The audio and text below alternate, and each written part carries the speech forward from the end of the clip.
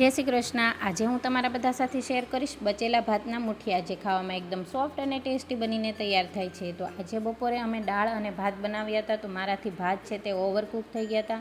અને અમારા ઘરે દાળ અને ભાત હોય તો બધાને છૂટા છૂટા જ ભાત પસંદ છે। તો ભાત બચ્યા હતા, તો એમ વિચાર્યું કે ચાલો આજે આપણે એના મુઠિયા બનાવીએ છીએ। ખાવામાં બહુ સરસ બનીને તૈયાર થાય છે। તમે એકવાર બનાવશો તો બધા વારંવાર ડિમાન્ડ કરશે તેવા સરસ બનીને તૈયાર થાય છે।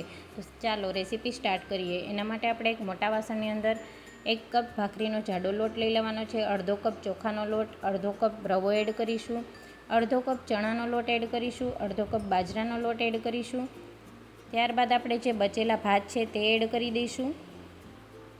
હવે આપણે તેમાં ઝીણા કટ કરેલા લીલા ધાણા એડ કરી દઈશું। ધાણાનું પ્રમાણ વધારે રાખશું, જેનાથી ટેસ્ટ બહુ સરસ આવશે। આદુ અને મરચાંની પેસ્ટ એડ કરી દીધી છે 1 ચમચી, 1 ચમચી લસણવાળું મરચું, 1 ચમચી ધાણા જીરું પાવડર, અડધી ચમચી આખું જીરું, અડધી ચમચી હળદર, સ્વાદ મુજબ નમક એડ કરીશું, 1 ચમચી અજમો એડ કરીશું। અજમો પાચન શક્તિ માટે પણ બહુ સારો અને ટેસ્ટ પણ બહુ સારો આવે છે। તેને સારી રીતે મસળી અને એડ કરી દઈશું। 1 ચમચી ખાંડ એડ કરીશું, 1 પાવડું તેલ એડ કરીશું, ચપટી ઈનો એડ કરી દઈશું અને ઈનો છે તેની ઉપર આપણે થોડું દહીં એડ કરી દેવાનું છે। દહીં આપણે એક સાથે નથી એડ કરવાનું, થોડું એડ કરી અને મિક્સ કરી દઈશું। પાછું આપણે તેમાં દહીં એડ કરી દેવાનું છે। આપણે આમાં દહીં ને પાણી જેટલું જરૂર હોય એટલું જ એડ કરવાનું છે। ભાત છે એટલે લોટ એકદમ ઢીલો ના થાય એનું આપણે ધ્યાન રાખવાનું છે। હવે આપણે આમાં ધીરે ધીરે પાણી એડ કરતા જશું અને લોટ બાંધી લઈશું।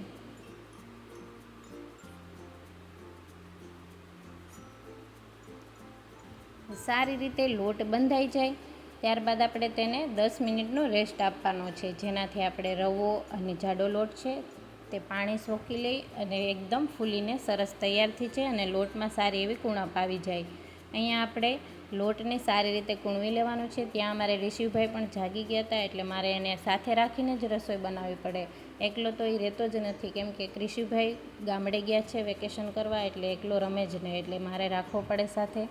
આપણે આવી રીતે મુઠિયા વાળી લઈશું। તમને મુઠિયાનો શેપ જેવી રીતે આપવો હોય તેવી રીતે આપી શકો છો। મેં આવી રીતે મુઠિયા વાળ્યા। પ્લેટમાં આપણે તેલ લગાવી દઈશું, ત્યારબાદ બધા જ મુઠિયા વાળી અને પ્લેટમાં રાખી દઈશું, જેનાથી મુઠિયા છે તે નીચે ચીપકે નહીં, એટલે આપણે તેલ લગાવી દીધું છે।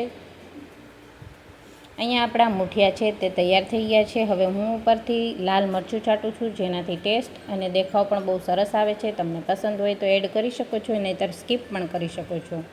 અહીંયા આપણે ઢોકળિયું પણ રાખી દીધું હતું, તેનું પાણી પણ સારી રીતે ગરમ થઈ ગયું છે। હવે આપણે મુઠિયાને સ્ટીમ થવા માટે રાખી દઈશું। 15 થી 20 મિનિટ લાગશે, ત્યાં સુધીમાં તો મુઠિયા બહુ સરસ રીતે એકદમ સ્ટીમ થઈને તૈયાર થઈ જશે। હવે આપણે 20 મિનિટ પછી ચેક કરી લઈએ। આવી રીતે આપણે ચક્કુની મદદથી ચેક કરીશું, એટલે આપણને ખબર પડી જશે કે મુઠિયા છે તે સ્ટીમ થયા છે કે નહીં। તમે અહીંયા જોઈ શકો છો, મુઠિયા છે તે બહુ સરસ સ્ટીમ થઈ ગયા છે, ચીપકતા નથી ચક્કુમાં। હવે આપણે તેને એક પ્લેટમાં કાઢી લઈશું અને પ્લેટમાં ઠંડા થવા માટે રાખી દઈશું।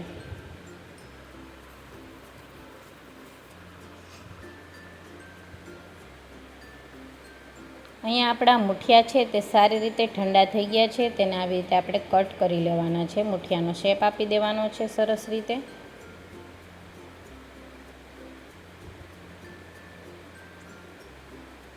આપણા બધા જ મુઠિયા છે તે કટ થઈ ગયા છે। હવે આપણે તેનો વઘાર કરવા માટે એક કઢાઈ લઈ લઈશું, તેમાં 2 પાવડા તેલ એડ કરીશું, 1 ચમચી રાઈ એડ કરીશું, 1 ચમચી જીરું એડ કરીશું, ચપટી હિંગ એડ કરીશું, 2 મોટી ચમચી જેટલા તલ એડ કરવાના છે। સારી રીતે મિક્સ કરી દઈશું। ત્યારબાદ લીમડો અને લીલા મરચાં એડ કરી દઈશું, જે આપણે કટ કરેલા મુઠિયા તૈયાર કર્યા છે તે એડ કરી દઈશું। ઉપરથી આપણે ચપટી ગરમ મસાલો એડ કરીશું, જેનાથી સુગંધ બહુ સરસ આવશે અને ટેસ્ટ પણ બહુ સરસ આવશે। સારી રીતે મિક્સ કરી દઈશું। તો અહીંયા રેડી છે આપણા મુઠિયા, તેને આપણે એક પ્લેટમાં કાઢી લઈશું। આ મુઠિયા એટલા સરસ બનીને તૈયાર થાય છે કે તમે વારંવાર બનાવશો, એકદમ સોફ્ટ બને છે, ખાવામાં પણ એટલા ટેસ્ટી લાગે છે।